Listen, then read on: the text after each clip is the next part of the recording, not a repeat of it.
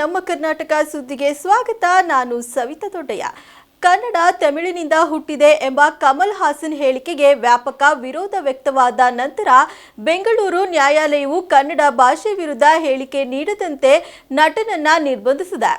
ಕನ್ನಡ ಭಾಷೆ, ಸಾಹಿತ್ಯ, ಭೂಮಿ ಅಥವಾ ಸಂಸ್ಕೃತಿಯ ಬಗ್ಗೆ ಅವಹೇಳನಕಾರಿ ಹೇಳಿಕೆಯನ್ನ ನೀಡದಂತೆ ಹಿರಿಯ ನಟ ಮತ್ತು ರಾಜಕಾರಣಿ ಕಮಲ್ ಹಾಸನ್ ಅವರಿಗೆ ಬೆಂಗಳೂರು ನ್ಯಾಯಾಲಯವು ತಡೆಯಾಜ್ಞೆ ನೀಡಿದೆ. ಕನ್ನಡ ಸಾಹಿತ್ಯ ಪರಿಷತ್ ಅಧ್ಯಕ್ಷ ಮಹೇಶ್ ಜೋಶಿ ಅವರ ಸಿವಿಲ್ ಮೊಕದ್ದಮೆಯ ನಂತರ ಹೆಚ್ಚುವರಿ ನಗರ ಸಿವಿಲ್ ಮತ್ತು ಸೆಷನ್ ನ್ಯಾಯಾಧೀಶರು ಈ ತಡೆಯಾಜ್ಞೆ ನೀಡಿದ್ದಾರೆ. ಕನ್ನಡಕ್ಕಿಂತ ಯಾವುದೇ ಭಾಷೆಯ ಶ್ರೇಷ್ಠತೆ ಪ್ರತಿಪಾದಿಸುವಂತಹ ಯಾವುದೇ ಹೇಳಿಕೆ ಅಥವಾ ಟೀಕೆಗಳನ್ನ ಪೋಸ್ಟ್ ಮಾಡುವುದು, ಹೇಳಿಕೆ ನೀಡುವುದು, ಬರೆಯುವುದು ಅಥವಾ ಪ್ರಕಟಿಸುವುದನ್ನ ಅಥವಾ ಕನ್ನಡ ಭಾಷೆ, ಸಾಹಿತ್ಯ, ಭೂಮಿ ಮತ್ತು ಸಂಸ್ಕೃತಿಯ ವಿರುದ್ಧ ಯಾವುದೇ ಆಕ್ಷೇಪಾರ್ಹ ಕಮೆಂಟ್ಗಳನ್ನ ನೀಡುವುದನ್ನ ನ್ಯಾಯಾಲಯ ಆದೇಶ ನಿರ್ಬಂಧಿಸಿದೆ. ನ್ಯಾಯಾಧೀಶರು ಕಮಲ್ ಹಾಸನ್ ಅವರಿಗೆ ಸಮನ್ಸ್ ಜಾರಿ ಮಾಡಿ ಮುಂದಿನ ವಿಚಾರಣೆಯನ್ನ ಆಗಸ್ಟ್ 30ಕ್ಕೆ ನಿಗದಿಪಡಿಸಿದ್ದಾರೆ. ಜಾತ್ರೆಯ ಬಂದೋಬಸ್ತ್ಗೆ ಬಂದಿದ್ದ ಎಎಸ್ಐ ಹೃದಯಾಘಾತದಿಂದ ಸಾವನ್ನಪ್ಪಿರುವ ಘಟನೆ ಬೆಳಗಾವಿಯ ಗೋಕಾಕ್ನಲ್ಲಿ ನಡೆದಿದೆ. ಬೆಳಗಾವಿ ಜಿಲ್ಲೆ ಗೋಕಾಕಿನ ಗ್ರಾಮದೇವತೆ ಲಕ್ಷ್ಮೀದೇವಿ ಜಾತ್ರೆ ಹಿನ್ನೆಲೆಯಲ್ಲಿ ಹುಬ್ಬಳ್ಳಿಯ ಎಪಿಎಂಸಿ ಠಾಣಾ ಎಎಸ್ಐ ಮೀರ್ನಾಯಕ್ ಬಂದೋಬಸ್ತ್ಗೆ ಬಂದಿದ್ದರು. ಇಂದು ಬೆಳಗ್ಗೆ ಎಲ್ಜೆ ಮೀರನಾಯಕ್ ಹೃದಯಾಘಾತದಿಂದ ಸಾವನ್ನಪ್ಪಿದ್ದಾರೆ. ಗೋಕಾಕ್ ಸರ್ಕಾರಿ ಆಸ್ಪತ್ರೆಗೆ ಮೃತದೇಹ ಶಿಫ್ಟ್ ಮಾಡಲಾಗಿದ್ದು, ಮರಣೋತ್ತರ ಪರೀಕ್ಷೆಯ ಬಳಿಕ ಕುಟುಂಬಸ್ಥರಿಗೆ ಹಸ್ತಾಂತರಿಸಲಾಗುತ್ತದೆ. ಗೋಕಾಕ್ ಠಾಣೆಯಲ್ಲಿ ಈ ಬಗ್ಗೆ ಪ್ರಕರಣ ದಾಖಲಾಗಿದೆ. ಮಹಾರಾಷ್ಟ್ರ ರಾಜಕಾರಣದಲ್ಲಿ ಅದ್ಭುತವೊಂದು ನಡೆದಿದೆ. ಸುಮಾರು 2 ದಶಕಗಳಿಂದ ಕಡು ವೈರಿಗಳಂತಿದ್ದ ಮಹಾರಾಷ್ಟ್ರ ನವನಿರ್ಮಾಣ ಸೇನೆ ಮುಖ್ಯಸ್ಥ ರಾಜ್ ಠಾಕ್ರೆ, ಶಿವಸೇನೆ ನಾಯಕ ಉದ್ಧವ್ ಠಾಕ್ರೆ ಈಗ ಕೈಜೋಡಿಸಿದ್ದಾರೆ.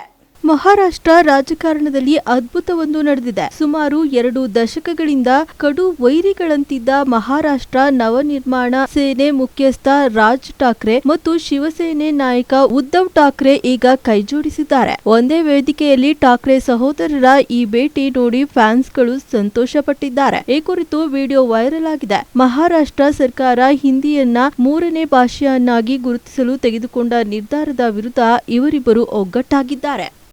ಕೇಂದ್ರದಲ್ಲಿ ಕಾಂಗ್ರೆಸ್ ಸರ್ಕಾರ ಅಧಿಕಾರಕ್ಕೆ ಬಂದ ಮೇಲೆ ಆರ್ಎಸ್ಎಸ್ ಬಂದ್ ಮಾಡ್ತೇವೆ ಎಂಬ ಪ್ರಿಯಾಂಕ್ ಖರ್ಗೆ ಹೇಳಿಕೆಗೆ ಮೈಸೂರಿನಲ್ಲಿ ಪ್ರತಿಕ್ರಿಯೆ ನೀಡಿದ ಎಚ್.ಡಿ. ಕುಮಾರಸ್ವಾಮಿ ಅವರು, ಕಾಂಗ್ರೆಸ್ ಬಂದ್ ಆಗುತ್ತಿದೆ, ಎಲ್ಲಾ ಕಡೆಯಲ್ಲೂ ಕಾಂಗ್ರೆಸ್ ಬಂದ್ ಆಗುತ್ತಿದೆ, ಜನರೇ ಬಹುತೇಕ ಕಡೆ ಕಾಂಗ್ರೆಸ್ ಅನ್ನ ಬ್ಯಾನ್ ಮಾಡುತ್ತಿದ್ದಾರೆ ಎಂದು ತಿರುಗೇಟು ನೀಡಿದ್ದಾರೆ.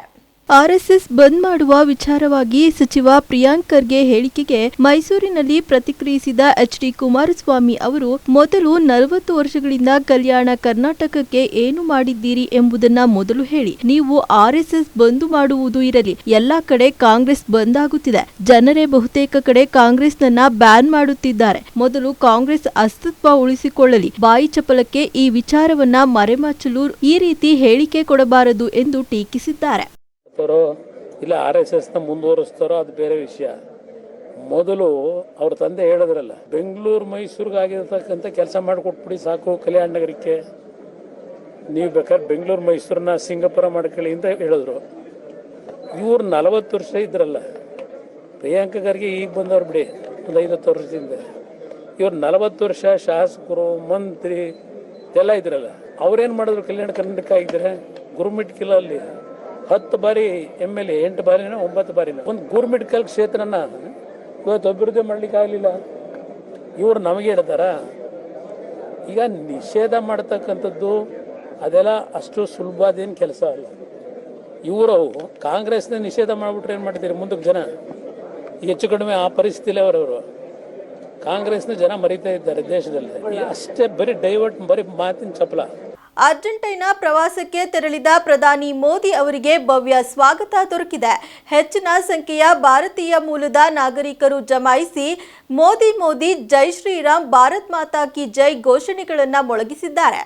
ಅರ್ಜೆಂಟೈನಾ ಪ್ರವಾಸಕ್ಕೆ ತೆರಳಿದ ಪ್ರಧಾನಿ ನರೇಂದ್ರ ಮೋದಿ ಅವರಿಗೆ ಭವ್ಯ ಸ್ವಾಗತ ದೊರಕಿದೆ. ಹೆಚ್ಚಿನ ಸಂಖ್ಯೆಯಲ್ಲಿ ಭಾರತೀಯ ಮೂಲದ ನಾಗರಿಕರು ಜಮಾಯಿಸಿ ಮೋದಿ ಜೈ ಶ್ರೀರಾಮ್, ಭಾರತ್ ಮಾತಾ ಕಿ ಜೈ ಘೋಷಣೆಗಳನ್ನ ಮೊಳಗಿಸಿದ್ರು. ಸ್ಥಳೀಯ ಮಹಿಳಾ ಕಲಾವಿದರು ಭಾರತೀಯ ಸಾಂಪ್ರದಾಯಿಕ ನೃತ್ಯಗಳನ್ನ ಪ್ರದರ್ಶಿಸಿ ಗಮನ ಸೆಳೆದ್ರು. ಇನ್ನು ಪ್ರಧಾನಿಯವರು ಇಂದು ಆ ದೇಶದ ಅಧ್ಯಕ್ಷ ವೀಲೆ ಅವರನ್ನ ಭೇಟಿ ಮಾಡಿ ರಕ್ಷಣೆ, ತೈಲ, ವ್ಯಾಪಾರ, ಹೂಡಿಕೆ ಸೇರಿದಂತೆ ಹಲವು ವಿಷಯಗಳ ಬಗ್ಗೆ ಚರ್ಚಿಸಲಿದ್ದಾರೆ.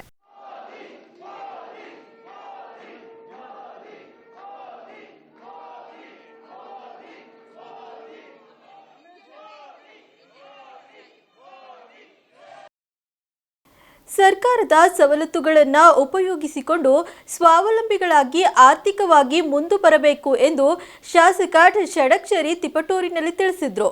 ತಿಪಟೂರಿನ ಸಮರ್ಥ ಸೌಧದಲ್ಲಿ ಕರ್ನಾಟಕ ಕಟ್ಟಡ ಮತ್ತು ಇತರೆ ನಿರ್ಮಾಣ ಕಾರ್ಮಿಕರ ಕಲ್ಯಾಣ ಮಂಡಳಿ ಕರ್ನಾಟಕ ಇಲಾಖೆ ಬೆಂಗಳೂರು ವತಿಯಿಂದ ಇಂದು ನೋಂದಾಯಿತ ತಿಪಟೂರು ತಾಲೂಕಿನ ವಿವಿಧ ರೀತಿಯ ಕಾರ್ಮಿಕರಿಗೆ ಹೊಲಿಗೆ ಯಂತ್ರ, ವೆಲ್ಡಿಂಗ್ ಮಿಷಿನ್, ಟೈಲ್ಸ್ ಹಾಕುವ ಮಿಷಿನ್ ಹೀಗೆ ಸುಮಾರು 100ಕ್ಕೂ ಹೆಚ್ಚು ಫಲಾನುಭವಿಗಳಿಗೆ ಶಾಸಕ ಷಡಕ್ಷರಿ ಸರ್ಕಾರದ ಯೋಜನೆಯ ಮಿಷನರಿಗಳನ್ನು ವಿತರಿಸಿ ಮಾತನಾಡಿದರು. ಸರ್ಕಾರದ ಸವಲತ್ತುಗಳನ್ನು ಉಪಯೋಗಿಸಿಕೊಂಡು ಸ್ವಾವಲಂಬಿಗಳಾಗಿ ಆರ್ಥಿಕವಾಗಿ ಮುಂದೆ ಬರಬೇಕು. ಆ ಉದ್ದೇಶದಿಂದ ನಾನು ನೇರವಾಗಿ ನಾನೇ ಬಂದು ಎಲ್ಲಾ ಫಲಾನುಭವಿಗಳಿಗೂ ನನ್ನ ಅಧ್ಯಕ್ಷತೆಯಲ್ಲಿ ಮಷಿನರಿಗಳನ್ನು ವಿತರಣೆ ಮಾಡುತ್ತಿದ್ದೇನೆ ಎಂದು ತಿಳಿಸಿದರು. ಈ ಸಂದರ್ಭದಲ್ಲಿ ತಾಲೂಕು ಪಂಚಾಯಿತಿ ಸಿಇಒ ಸುದರ್ಶನ್, ಕಾರ್ಮಿಕ ಇಲಾಖೆಯ ತಾಲೂಕು ಮಟ್ಟದ ಅಧಿಕಾರಿಗಳು ಹಾಜರಿದ್ದರು.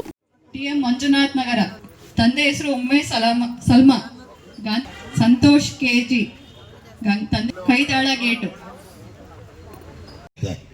NGO ಅವರು ಇಂಡಸ್ಟ್ರಿಯಲ್ ಫೌಂಡೇಶನ್ ವತಿಯಿಂದ ಅವರು ಕೆಲವು ಸಲಕರಣೆಗಳನ್ನ ನಿಮಗೆ ಕೊಟ್ಟಿದ್ದಾರೆ ಉಚಿತವಾಗಿ.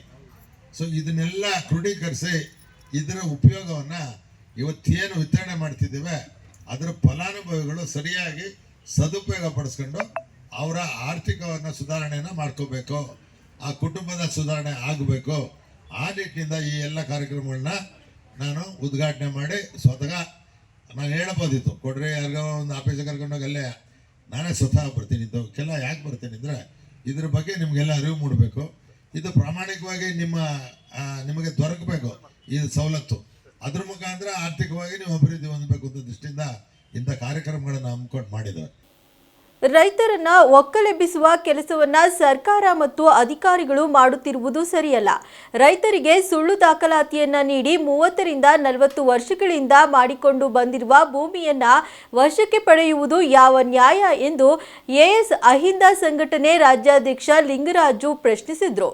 ಚಿಕ್ಕನಾಯಕನಹಳ್ಳಿ ಪ್ರವಾಸಿ ಮಂದಿರದಲ್ಲಿ ಸುದ್ದಿಗೋಷ್ಠಿ ನಡೆಸಿ ತಾಲೂಕು ಅಹಿಂದ ಅಧ್ಯಕ್ಷರ ಪದಗ್ರಹಣ ಮತ್ತು ಅಹಿಂದ ರೈತ ಘಟಕದ ತಾಲೂಕು ಅಧ್ಯಕ್ಷರ ಪದಗ್ರಹಣ ಮಾಡಿ ತಾಲೂಕು ಅಧ್ಯಕ್ಷರನ್ನಾಗಿ ಮಂಜುನಾಥ್ ಸಿಬಿ ಹಾಗೂ ರೈತ ಘಟಕದ ಅಧ್ಯಕ್ಷರನ್ನಾಗಿ ಚಂದ್ರಶೇಖರ್ ಬಿಎಸ್ ಅವರನ್ನ ಆಯ್ಕೆ ಮಾಡಿ ಆದೇಶ ಪ್ರತಿಯನ್ನ ನೀಡಲಾಯಿತು. ಈ ಸಂದರ್ಭದಲ್ಲಿ ರಾಜ್ಯಾಧ್ಯಕ್ಷರಾದ ಲಿಂಗರಾಜು ಅವರು ಮಾತನಾಡಿ, ತಾಲೂಕಿನಲ್ಲಿ ಆಡಳಿತ ವ್ಯವಸ್ಥೆ ರೈತರ ಪರ ಕೆಲಸ ಮಾಡುತ್ತಿಲ್ಲ.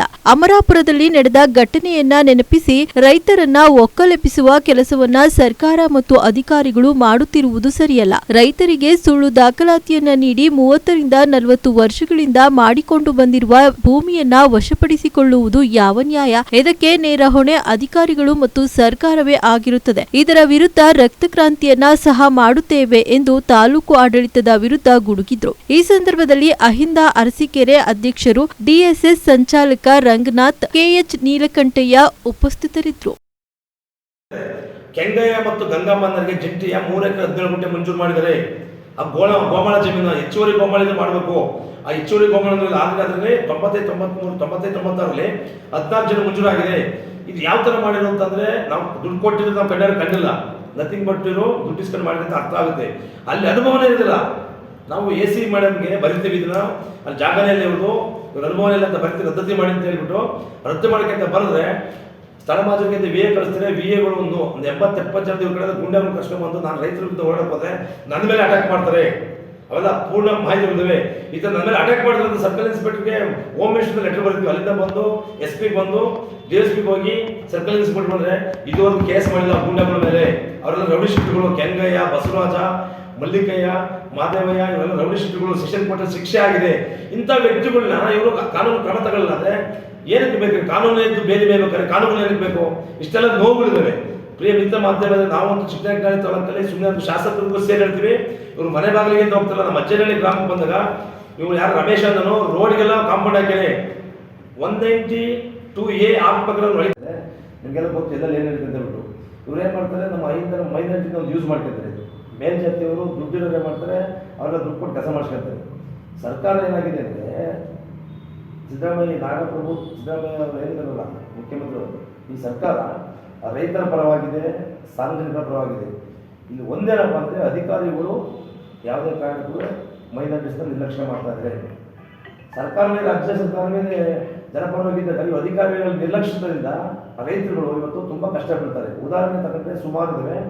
ಕೇಳಿ, ಚಿಕ್ಕನಹಳ್ಳಿ ತಾಲೂಕಿನಲ್ಲಿ ಈ ಮೊನ್ನೆ ಅಮ್ಮಾಪುರ ಫಾರೆಸ್ಟ್ ಏನೋ ವಿಷ ಕೊಡೋದು ಅಂತ ಬಂತು. ಏನು ಕೊಡ್ತಾರೆ ವಿಷ, ಏನಾಯಿತು? ಈಗ ಅರಣ್ಯ ಇಲಾಖೆಯವರು 30 ವರ್ಷ ತೆಂಗಿನ ಮರ ಬೆಳೆಸಿದ್ರೆ ಅವತ್ತು ಅರಣ್ಯ ಅನ್ನೋದು ಜ್ಞಾನ ಇರಲ್ವಾ? ಈ ರೈತರಿಗೆ ಯಾಕೆ ಬಿಟ್ಟಿದ್ರು 30 ವರ್ಷ? 30 ವರ್ಷ ಆದಮೇಲೆ ಈಗ ಮರಗಳು, ಈಗ ಇವತ್ತು ಮಿನಿಸ್ಟರ್ ಹೇಳ್ತಾರೆ, ಈಶ್ವರ್ ಖಂಡ್ರೆ ಕೂಡ ಸೇರಿಸಿ ಹೇಳ್ತಾರೆ, 30 ವರ್ಷ ಆದಮೇಲೆ ಫಾರೆಸ್ಟ್ ಅಂತ ಗೊತ್ತಾಗ್ತದೆ. ಮತ್ತೆ ಗೊತ್ತಿಲ್ಲ ಕೊಡ್ತೇವೆ, ಮತ್ತೆ ಫಾರೆಸ್ಟ್ ಅಂತ ಗೊತ್ತಿದ್ರೆ ಇವ್ರಿಗೆ ಯಾಕೆ ರೈತರಿಗೆ ವ್ಯವಸಾಯ ಮಾಡಿಬಿಟ್ಟಿದ್ರು? ಈಗ ಮಕ್ಕಳು ಎನ್ಸೋದು ಯಾಕೆ? 30 ವರ್ಷ ಒಂದು ತೆಂಗಿನ ಮರ ಬೆಳೆಸೋದು ಎಷ್ಟು ಗೊತ್ತು? ರೈತರಿಗೆ ಮಾತ್ರ ಗೊತ್ತದು. ಇವ್ರು ಹೆಚ್ಚಿಗೆ ಅರಣ್ಯ ಇಲಾಖೆಯನ್ನು ದುರ್ಬಳಕೆ ಮಾಡ್ಕೊಂಡು ಖಾಲಿ ಮಾಡ್ತಾರೆ. ಸರ್ಕಾರ, ರಾಜ್ಯ ಸರ್ಕಾರ ಕಣ್ಮುಚ್ಚಿಕೊಳ್ಳೋದ್ರಿಂದ ನಾವು ಹೇಳ್ತೀವಿ. ಈಗ ಒಬ್ಬ ವ್ಯಕ್ತಿ 30-40 ವರ್ಷ ತೆಂಗಿನ ಮರ ಬೆಳೆಸಿದ್ರೆ ಅದು ಕಷ್ಟ ರೈತರಿಗೆ ಗೊತ್ತು. ಅವ್ನು ಏಕೈಕಿ ಬಂದು ಖಾಲಿ ಮಾಡಿಸ್ಬಿಟ್ರೆ ಯಾವ ಕಾನೂನು ಪ್ರಕಾರ ಸರ್ಕಾರದ ಡಾಕ್ಯುಮೆಂಟ್ಸ್ ಸರ್ಕಾರದಲ್ಲಿದ್ರೆ 30 ವರ್ಷ ಅನುಭವ ಆದ ನಂತರ ಅದು ಮಾಲೀಕತ್ವ ಸರ್ಕಾರಿ ಜಾಗಕ್ಕೆ ಯಾವ ಅನುಭವ ಇರ್ತದೆ ಅವನಿಗೆ ಬರುತ್ತೆ. ಇದು ಸರ್ಕಾರದ ಲೆವೆಲ್ಗೆ ತಿಳಿಬೇಕಿದು. ಏಕೈಕಿ ದೌರ್ಜನ್ಯ ಅಧಿಕಾರನ ದುರುಪಯೋಗ ಪಡಿಸ್ಕೊಂಡ್ಬಿಟ್ಟು ರೈತರೆಲ್ಲ ಒಕ್ಕಲೆಬ್ಸಿದೆ. ನಾವು ಇಡೀ ರಾಜ್ಯಾದ್ಯಂತ ರಕ್ತ ಕ್ರಾಂತಿ ಮಾಡ್ತೀವಿ. ಅರಣ್ಯದಲ್ಲಿ ಸುಮ್ಮನೆ ಬಿಡೋದ, ಕಂದಾಯದಲ್ಲಿ ಸುಮ್ಮನೆ ಬಿಡೋದಿಲ್ಲ. ಇವ್ರು ಯಾಕೆ ಕಂದಾಯದಲ್ಲಿ ಅವ್ರಿಗೆ ಕಂದಾಯ ಇಲಾಖೆ ಅವ್ರಿಗೆ ಯಾಕೆ ಮಂಜೂರು ಮಾಡಿ ಬಂದರೆ? ಫಸ್ಟ್ ತಪ್ಪೇ ಆಗುತ್ತೆ. ರೈತರ ತಪ್ಪ, ಇಲಾಖೆಯವ್ರ ತಪ್ಪ, ಇದು ಬೇಕು. ನಾವು ಈ ಚಿಕ್ಕನಹಳ್ಳಿ ತಾಲೂಕಲ್ಲಿ ಇದು ನಮಗೆ ಮೊದಲ ಸ್ಟೆಪ್ಪು. ಯಾಕೆ ಫೋನ್ ಮಾಡಿ ನೀವು ಇದೊಂದು ಕಾರ್ಯಕ್ರಮಕ್ಕೆ ನೀವು ಬಂದು ಸೇವೆ ಸಲ್ಲಿಸಬೇಕು ಅಂತ ಭಾಳ ರೈತರುಗಳಿಗೆ ಮಾಡೋಕ್ಕೆ ಹೇಳಿ ನನ್ನ ಭಾಳ ಇದು ಮಾಡಿಕೊಂಡು ಈಗ ನಮಗೆ ಅಷ್ಟಿಲ್ಲ ಗಂಟೆ ಅನ್ನೋ ಮಾತು ಹೇಳಿವು. ಅದರಿಂದ ನೀವು ಮಾತಿನ ಬಳಿ ಪಂಚಾಯತ್ ರೂಪಾಯಿ ಸಣ್ಣ ಪುಟ್ಟ ಸೇವೆ ಮಾಡ್ಕೊಂಡು ಬರ್ತಿದ್ದೀರ ಅಂತ ಭಾಳ ಇದು ಮಾಡಿದ್ರು. ಆಯಿತು, ರೈತರಿಗಾಗಿ ಬರೋಣ ಬರಲಿ ಅಂತ ಹೇಳಿ ನಮ್ಮನ್ನು ಇವತ್ತು ಕರ್ಕೊಂಬಂದು ಸಣ್ಣ ಪುಟ್ಟ ಸೇವೆ ಮಾಡೋಕ್ಕೆ ಆದೇಶ ರೈತರ ಸರ್ಕಾರ ಎಲ್ಲ ವಿದ್ಯಾರ್ಥಿಗಳಿಗೂ ಎಲ್ಲ ಸವಲತ್ತುಗಳನ್ನು ಕೊಡಲು ಸಾಧ್ಯವಿಲ್ಲ. ಆದ್ದರಿಂದ ಖಾಸಗಿ ಸಹಭಾಗಿತ್ವದಲ್ಲಿ ಸಹ ಶಿಕ್ಷಣಕ್ಕೆ ಹೆಚ್ಚು ಒತ್ತನ್ನು ನೀಡುವ ಉದ್ದೇಶದಿಂದ ಖಾಸಗಿ ಶಾಲೆಗಳಿಗೆ ಹೆಚ್ಚಿನ ಒತ್ತು ನೀಡುತ್ತಿದ್ದೇನೆ ಎಂದು ಶಾಸಕ ಷಡಕ್ಷರಿ ತಿಪಟೂರಿನಲ್ಲಿ ತಿಳಿಸಿದರು. ತಿಪಟೂರು ನಗರದ ಕೆಆರ್ ಬಡಾವಣೆಯಲ್ಲಿರುವ ಟೈಮ್ಸ್ ಪಿಯು ಕಾಲೇಜಿನಲ್ಲಿ ಇಂದು ಪ್ರಥಮ ವರ್ಷದ ಪಿಯುಸಿ ಮಕ್ಕಳಿಗೆ ಫ್ರೆಶರ್ ಡೇ ಹಾಗೂ ಕಳೆದ ವರ್ಷ ಪಿಯುಸಿ ಮತ್ತು ನೀಟ್ ಹಾಗೂ ಸಿಇಟಿಯಲ್ಲಿ ಅತ್ಯಧಿಕ ಅಂಕ ಪಡೆದ ಕಾಲೇಜಿನ ವಿದ್ಯಾರ್ಥಿಗಳಿಗೆ ಗೌರವ ಸಮರ್ಪಣೆ ಹಾಗೂ ಅಭಿನಂದನೆ ಕಾರ್ಯಕ್ರಮವನ್ನ ಜ್ಯೋತಿ ಬೆಳಗಿಸುವ ಮೂಲಕ ಶಾಸಕ ಷಡಕ್ಷರಿ ಉದ್ಘಾಟಿಸಿ ಮಾತನಾಡಿದ್ರು. ಸರ್ಕಾರ ಎಲ್ಲಾ ವಿದ್ಯಾರ್ಥಿಗಳಿಗೂ ಎಲ್ಲಾ ಸವಲತ್ತುಗಳನ್ನು ಕೊಡಲು ಸಾಧ್ಯವಿಲ್ಲ. ಆದ್ದರಿಂದ ಖಾಸಗಿ ಸಹಭಾಗಿತ್ವದಲ್ಲಿಯೂ ಸಹ ಶಿಕ್ಷಣಕ್ಕೆ ಹೆಚ್ಚು ಒತ್ತನ್ನು ನೀಡುವ ಉದ್ದೇಶದಿಂದ ಖಾಸಗಿ ಶಾಲೆಯಲ್ಲಿ ಒಂದಾದ ತಿಪಟೂರಿನ ಟೈಮ್ಸ್ ಕಾಲೇಜು ಉತ್ತಮ ಸಾಧನೆ ಮಾಡುತ್ತಿದೆ. ಮುಂದೆ ಇದೇ ರೀತಿ ಉತ್ತಮ ರೀತಿಯಲ್ಲಿ ಮಕ್ಕಳಿಗೆ ಶಿಕ್ಷಣ ಒದಗಿಸುವ ಅವಕಾಶ ಸಿಗಲಿ. ನಾನು ಹೆಚ್ಚಿನದಾಗಿ ಶಿಕ್ಷಣಕ್ಕೆ ಒತ್ತು ನೀಡುತ್ತಿದ್ದೇನೆ ಎಂದರು. ಈ ವೇಳೆ ಮುಖಂಡ ಲೋಕೇಶ್ವರ್ ಹಾಗೂ ಕರ್ನಾಟಕ ರಾಜ್ಯ ಕಾರ್ಯನಿರತ ಪತ್ರಕರ್ತರ ಸಂಘದ ಅಧ್ಯಕ್ಷರಾದ ಚಿನಿ ಪುರುಷೋತ್ತಮ್ ಹಾಗೂ ಕೌನ್ಸಿಲರ್ಗಳಾದ ಯೋಗೀಶ್ ಪ್ರಕಾಶ್ ಮತ್ತು ಸಂಸ್ಥೆಯ ಸಂಸ್ಥಾಪಕರಾದ ಗಂಗಾಧರ್ ಹಾಗೂ ಅನೂಪ್ ಮತ್ತು ಪ್ರಾಚಾರ್ಯರಾದ ಪ್ರದೀಪ್ ಹಾಗೂ ಸಿಬ್ಬಂದಿ ವರ್ಗ, ಸಂಸ್ಥೆಯ ವಿದ್ಯಾರ್ಥಿಗಳು ಈ ಕಾರ್ಯಕ್ರಮದಲ್ಲಿ ಹಾಜರಿದ್ದರು. ಮೊದಲನೇ ಸಾರಿ ಪ್ರಾಥಮಿಕ ಶಾಸಕನಾದಾಗ ಒಂದು ಘೋಷಣೆ ಮಾಡಿದ್ದೆ, ನನ್ನ ಕ್ಷೇತ್ರಕ್ಕೆ ಹೆಚ್ಚು ಆದ್ಯತೆ ಕೊಡ್ತಕ್ಕಂಥದ್ದು ಆರೋಗ್ಯ ಮತ್ತು ಶಿಕ್ಷಣಕ್ಕೆ ಅಂತ ಹೇಳಿ ಘೋಷಣೆ ಮಾಡಿದ್ದೆ. ಆ ಪ್ರಕಾರವಾಗಿ ನಾನು ಈಗ ಆರೋಗ್ಯಕ್ಕೂ ಹೆಚ್ಚು ಒತ್ತನ್ನು ಕೊಡ್ತಾ ಬಂದಿದ್ದೇನೆ, ಶಿಕ್ಷಣಕ್ಕೂ ಹೆಚ್ಚು ಒತ್ತನ್ನು ಕೊಟ್ಟಿದ್ದಾರೆ.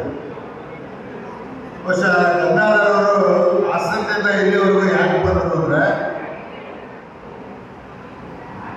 ಮತ್ತೆ ಮಾತಾಡಬೇಡಿ, 70,000 ಇಂಜಿನಿಯರ್ಸ್ ಬರ್ತಾರೆ. ಎಲ್ಲಿ ಇನ್ನಂತರ ಕೆಲಸ ಯಾರಿಗೆ ಗೊತ್ತಾಗುತ್ತೆ? ಇನ್ಫೋಸಿಸ್ ಅಲ್ಲಿ ಇವತ್ತು ಸಂಬಳ ಎಷ್ಟಿದೆ ಗೊತ್ತಾ? 20,000 ರೂಪಾಯಿ. 20,000 ಕ್ಯಾಂಪಸ್ ಸೆಲೆಕ್ಷನ್ ಏನ್ ಮಾಡ್ತಾರೆ 20,000ದಲ್ಲಿ? ಎಷ್ಟೊತ್ತು ಈ ಹೊತ್ತಿನ ಸುದ್ದಿ ಮತ್ತು ಮನೋರಂಜನೆಗಾಗಿ ನೋಡ್ತಾ ಇರಿ ನಮ್ಮ ಕರ್ನಾಟಕ ಟಿವಿ. ಇದು ಕನ್ನಡಿಗರ ಭರವಸೆ.